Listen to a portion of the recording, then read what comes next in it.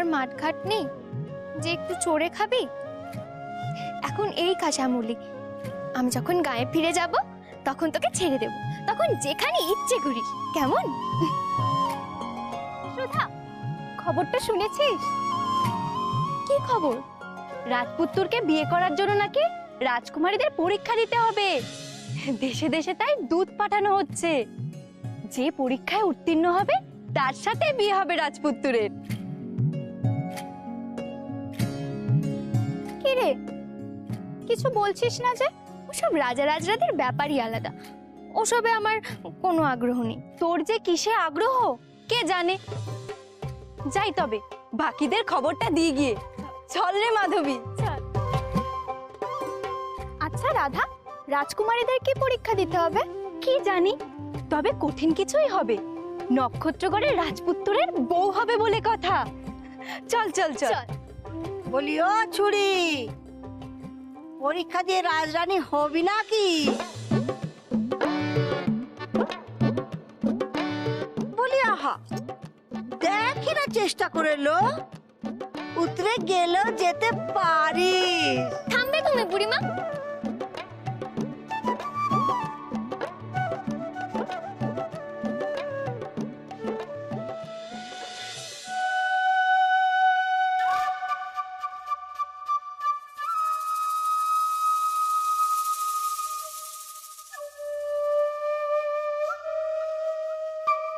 এমন অস্থির হয়েও না রাজকুমারী, ভুলে যেও না তাড়াহুড়োয় কোনো শক্তিশালী জাদু প্রয়োগ করা যায় না।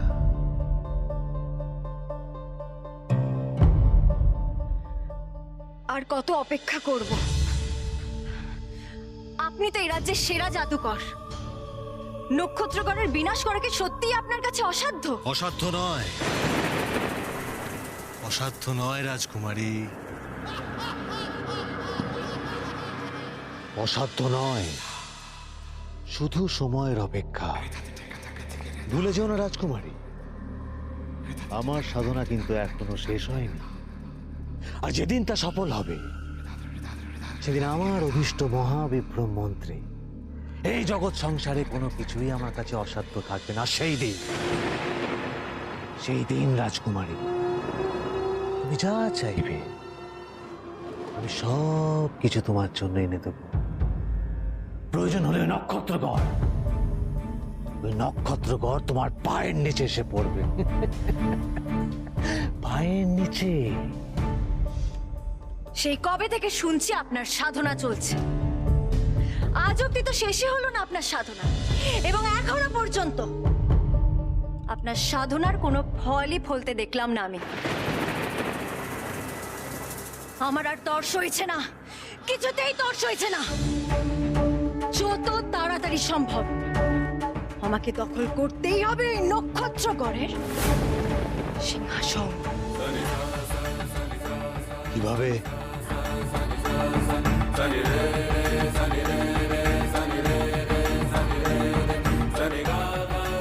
সে যেভাবেই হোক, আপনার মুখের দিকে চেয়ে আমি আর বসে থাকবো না। আমার আর ধৈর্য নেই। রাজকুমারী, আমার কথাকে হালকা ভাবে নিও না রাজকুমারী। জেনে রেখো, আমার সাধনা সাফল্য থেকে আমি আর খুব বেশি দূরে নেই। তাই নাকি? তা আপনি কি করে বুঝলেন? তুমিও বুঝবে। কাজের সময় এসব আজগুবি কথা বলে মাথাটা গরম করে দাও কেন? বলি, তুমি তো ঠাকুর নাকি? হ্যাঁ, এসব আজগুবি কথা তোমার মুখে কি সাজে? ওরে ছুরি, ঠাকুর বলে তো তোর মনের ভিতরটা পরিষ্কার দেখতে পাচ্ছি। কার জন্য তোর মনের ভিতরে হাকুপাকু হাকুপাকু হাকুপাকু করছে আমি বুঝতে পারছি না। কার জন্যে? ও, তুমি কি ভেবেছো ওই রাজপুত্রের জন্য বুঝি? ওই রাজপুত্রের কথা না আমার ভাবতে বয়ে গেছে। ও, তাহলে সারাক্ষণ কার কথা ভাবছিস বল দেখি? ওর কথা?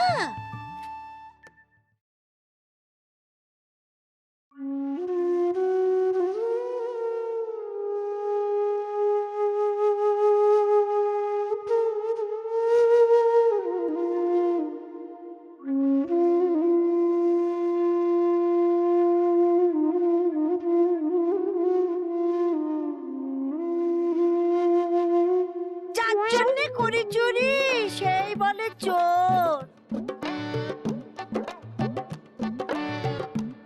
ছানার পায়েসটুকু ওই ছোঁড়ার কপালেই জুটলো, আর আমার কপালে শুধু চোখ রাঙানি। হ্যাঁ?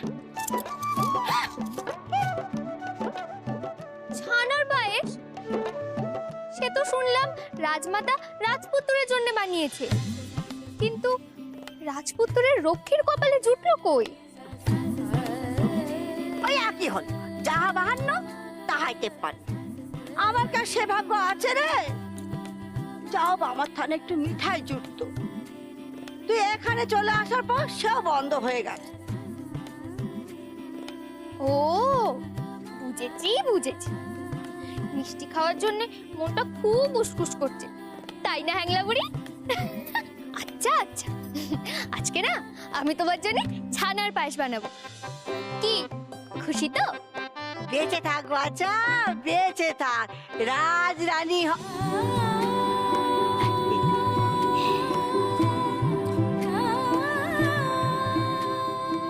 পায়েস খাবো।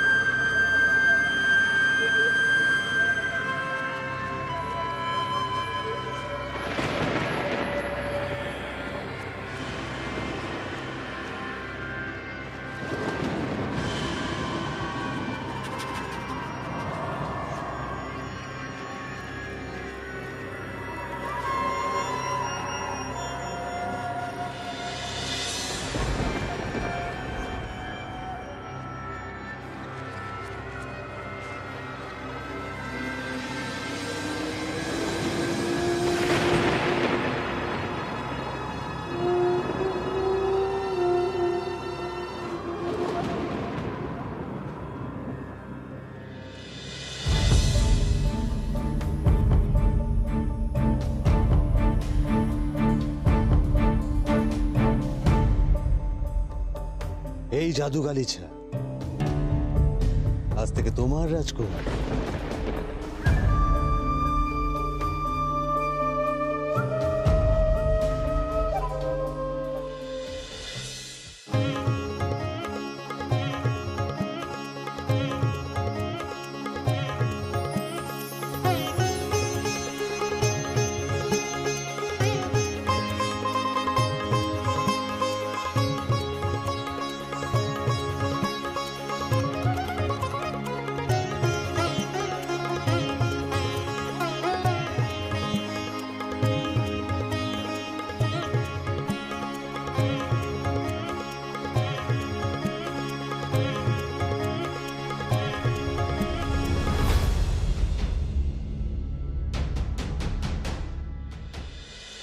দূর, এ নিয়ে আর আমি কি করব? রাজকুমারী হয়ে আমি জাদুকরের মতো দেশ বিদেশে ভেলকি দেখিয়ে বেড়াবো? তা কেন? তোমাকে আমি শিখিয়ে দেব নতুন এক মন্ত্র।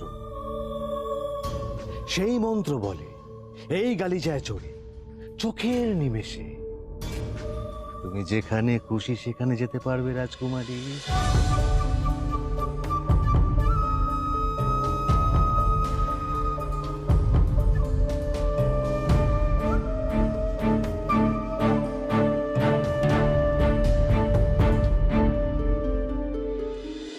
হ্যাঁ রানীমা। তুই থামবি কুন্দ? কালে কালে আর কত কি দেখবো। রাজপুত্রের জন্য নাকি কোণে নির্বাচনে সভা বসবে। দেশ দেশান্তরে রাজকন্যাদের তলব করতে রাজার দূত গেছে রানীমা। কুলগুরু স্বয়ং নাকি তাদের পরীক্ষা নেবেন। কি পরীক্ষে? একেবারে কোষ্ঠী পাথরে ফেলে যাচাই করে দেখবেন নাকি? যা বলেছেন রানীমা, ইলাহি ব্যাপার একেবারে। আজ আমার 4 মেয়ের কেউ অন্তত যদি রাজার মা হতো, তাহলে এলাহি কাণ্ড কাকে বলে সেটাও আমি দেখিয়ে দিতাম। দিতাম কেন বলছেন রানীমা? এখনো তো সময় পেরিয়ে যায়নি। তুই কি ভেবেছিস সে কথা আমি ভাবিনি? তুই দেখে নিস কুন্দ, আমার মেয়েদের কেউ একজন নক্ষত্রগড়ের রাজার মা হবেই হবে। রাজমাতা না হই, রাজমাতা মহেশ হই। কিন্তু মহারাজের পর তো যুবরাজ সামন্ত।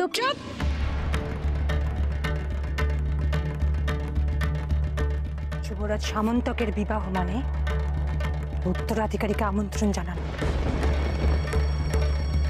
দুর্ভাগ্যক্রমে যদি তার ছেলে হয় তাহলে আমার স্বপ্ন চিরকাল স্বপ্নই থেকে যাবে। সে তো আমি হতে দিতে পারি না, কিছুতেই না। যে করেই হোক এই বিয়ে আমাকে আটকাতেই হবে।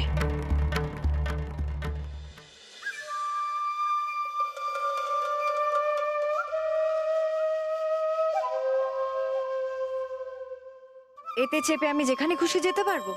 পারবে। বিশ্বাস না হলে একবার নিজে পরখ করে দেখো। এসো।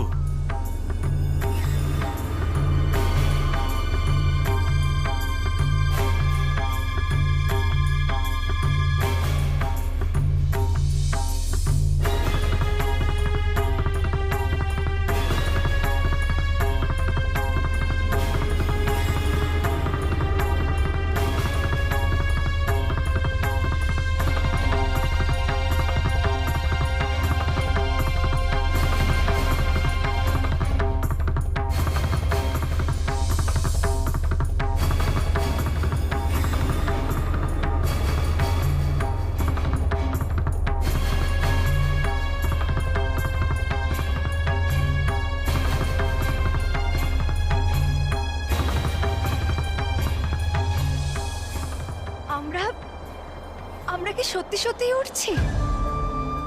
কেন, তোমার কি নিজের চোখকে বিশ্বাস হচ্ছে না রাজকুমারী?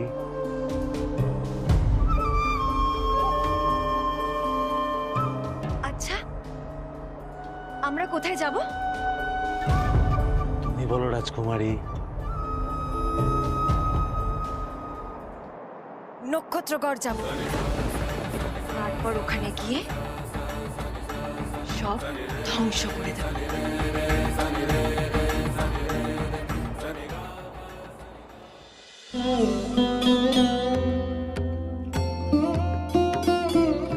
দাদা ভাই, সাথী, চিত্রা, তোরা দাঁড়া।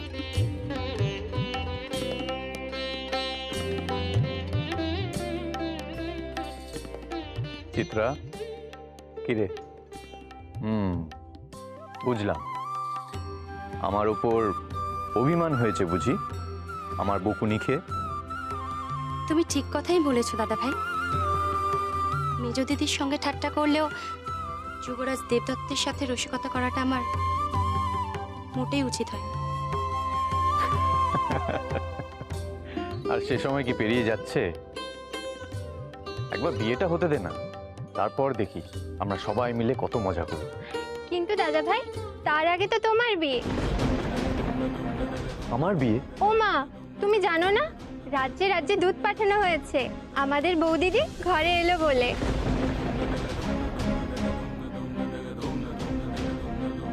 আমার বিয়ের জন্য পাত্রী খোঁজা হচ্ছে, অথচ আমিই জানি না। কিন্তু এ বিয়ে আমি করি কিভাবে?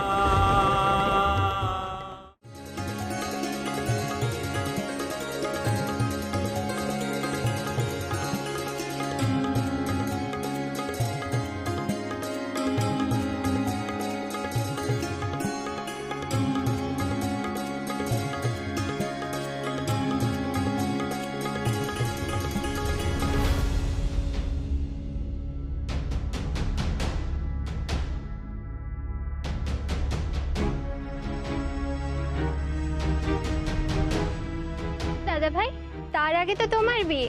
আমার বিয়ে? ও মা, তুমি জানো না রাজ্যে রাজ্যে দুধ পাঠানো হয়েছে আমাদের বৌদিদি ঘরে এলো বলে।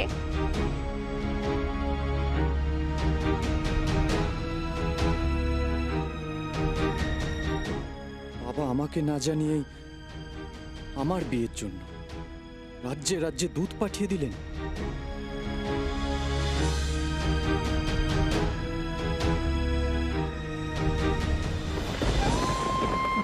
আমি কেমন করে করি? আমি যে না না, নিজের মুখে গুরুজনদের সে কথা বলা বড় লজ্জার। তাহলে আমি কি করব?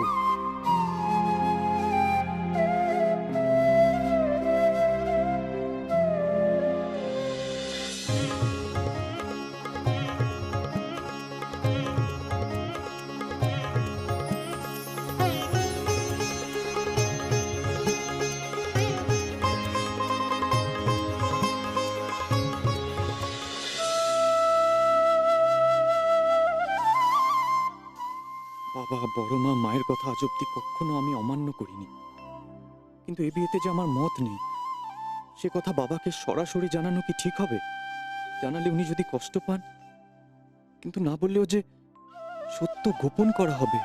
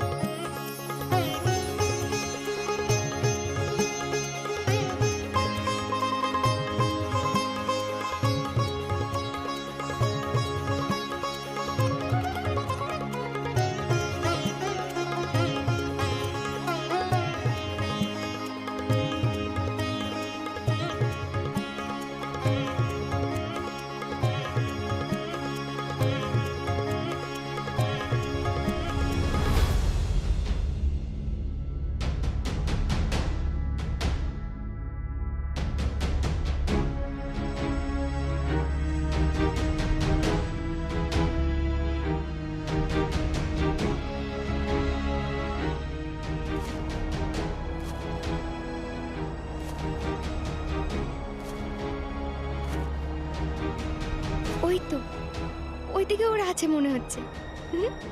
চুপি চুপি গিয়ে খপ করে ধরে ফেলবো।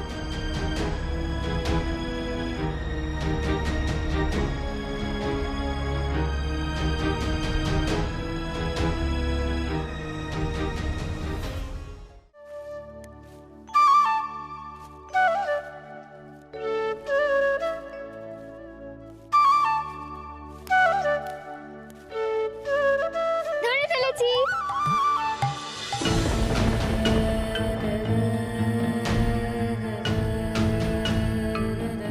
আমাদের সামন্তক না, সঙ্গে ওটাকে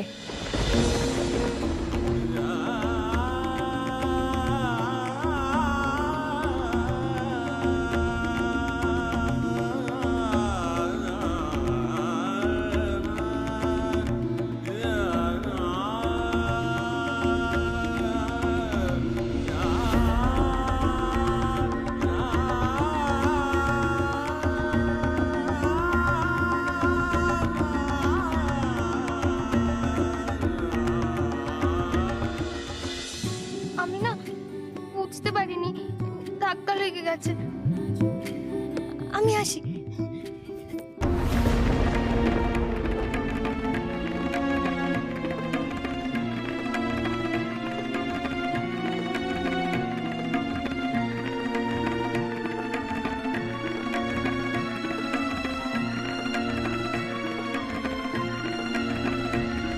একটু দাঁড়াও।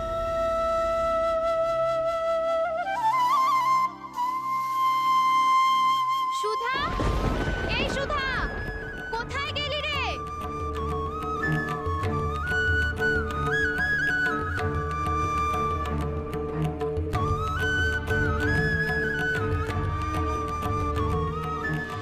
ও বাবা, তো শিবিরের আশ্রিত মেয়ে বলে মনে হচ্ছে।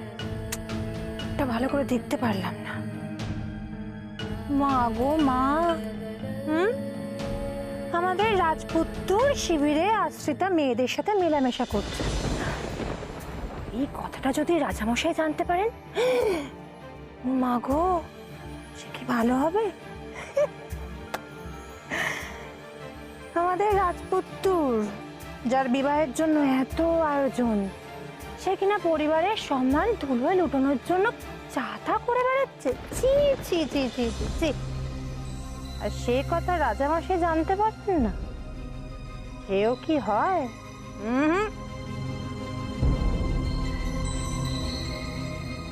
যাই, সুসংবাদটা রাজামশাইকে দিয়ে আসি।